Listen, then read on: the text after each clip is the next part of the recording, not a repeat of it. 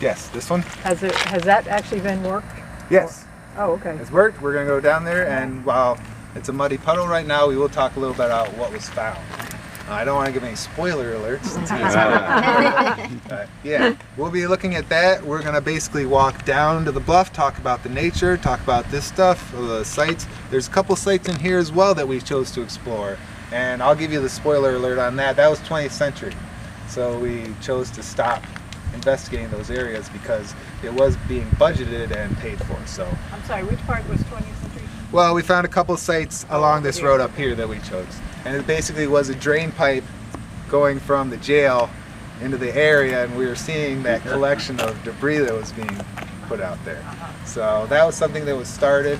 We realized it was 20th century and more modern, and we ceased digging there and focused our efforts elsewhere. Adrian, I got a What's the question. highest elevation on this map? I had an elevation question before. I think from the I think water we're in the line 20s. 20 feet? oh, considerably higher. I thought it was 30 around here. Alright, full disclosure, I downloaded an app for elevation, and it was giving me odd results, so I deleted the app, so I don't have a concrete answer for that. Well, where on the map is it this ridge here, or? Well, we're up here, so that ridge is indicated by a 22. If you take that as the elevation topography. The highest point. Well, this tree is about 30-ish feet, and I think if that tree were planted at the base of the cliff, we'd be looking at the top of the leaves. You know, it's a pretty steep cliff, and in fact, that's part of something I'm going to say in a little bit. Yeah. He had a question. Yeah. Do you remember hearing about the ledges there on the shore of Deep Creek, right adjacent to the property? Ledges? Stone ledges were sticking out? I've heard that there's a granite slab located out there, but I have not heard of the stone. Well, that's what I was referring to. Yeah, I've heard. Yeah, we are aware of the granite. What It's was been that? noted and cataloged. It hasn't been retrieved yet. We don't know if it is in connection to Warwicktown or is just some debris that was deposited at some point. I've seen it and it's big. Yeah, it's very big. That's why it's still out there. It's in the mud too. Yeah. So it is not going anywhere, so it's still there. But yes, we are aware of it, and it has been noted. We don't know much more than that, unfortunately.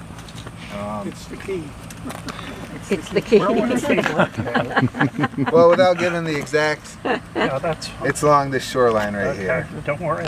You know, Cities. archaeologists and giving exact locations, you're never going to find an archaeologist who sits right here. It's in this vicinity, and that's self-preservation, I guess, protecting the site. But just to give you you guys aware of this survey at 278, if we flip the pages back right here, these are the actual shovel test results from that survey. Wow. And basically I just bring this out to show you the heavy concentration. If you look at the filled in dots, those are a positive artifact find. If you look at the squares, those are test units they opened up. And this was the James River Institute of Archaeology survey, probably back in the late 90s. So just rich areas of artifact concentration.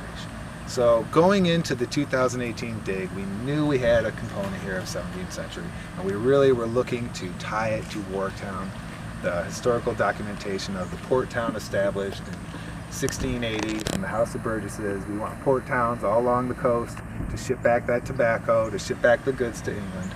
So by 1691, historical documentation says there are at least one brick building and a couple houses. They called it the courthouse jail. We'll get into that a little bit later.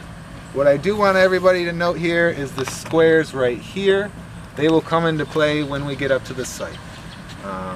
Yes? So do you think they were, I know there was Denby Plantation over there. Do you think this place was basically the place where Denby Plantation took their... well, the owner of Denby Plantation owned this property as well in the beginning. Okay. So it was I totally agree that it was an association with Denby Plantation. What it was used for at that time, I can't say.